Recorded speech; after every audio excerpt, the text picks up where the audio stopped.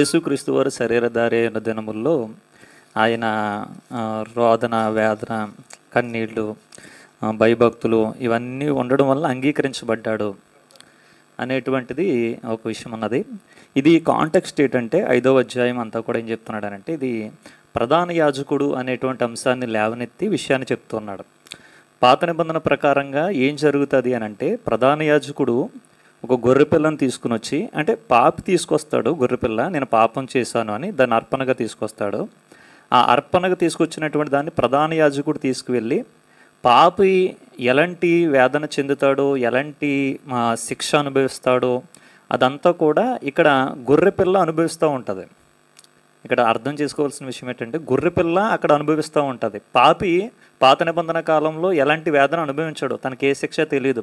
కానీ గొర్రెపిల్ల మాత్రం అక్కడ చర్మం ఒలిచేస్తారు, తల తీసేస్తారు, దాని యొక్క మొత్తం అవయవాలన్నీ తీసేస్తారు, దాన్ని పెట్టి కాలుస్తారు. సో ఈ వేదన, ఈ బాధ అంతా కూడా ఎవరికి తెలియదు అని అంటే గొర్రెపిల్లకి తెలుస్తుంది, కానీ ఇక్కడ ఉన్నటువంటి పాపం చేసిన వాడికి తెలియదు. ఇక్కడ యేసుక్రీస్తు వారు శరీరంలో పడుతున్నటువంటి రోదన, కన్నీళ్ళు, వేదన ఇదంతా అంగీకరించబడడం ఏంటంటే, ఈ గొర్రెపిల్ల దేవునికి అంగీకరించబడితేనే పాప అంగీకరించబడతాడు. ఇక్కడ యేసుక్రీస్తు పరలోకం వెళ్ళడం అని కాదు ఇక్కడ విషయము. ఈ యేసుక్రీస్తు వారు అర్పణ అంగీకరించబడితేనే నేను పరలోకమునకు అంగీకరించబడతాను. అంతేగాని యేసుక్రీస్తు పరిశుద్ధుడు, ఆయన అంగీకరించబడడం ఏంటి అసలే?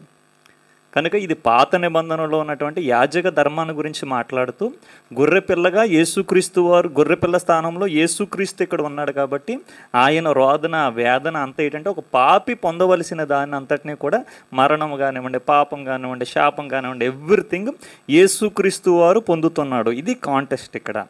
అందుకొరకే నిత్యుడగు ఆత్మ ద్వారా యేసుక్రీస్తు వారు ఆయన శరీరమునే ఒక గొర్రెపిల్లగా తెచ్చాడంతే ఈ భూమి మీదకి.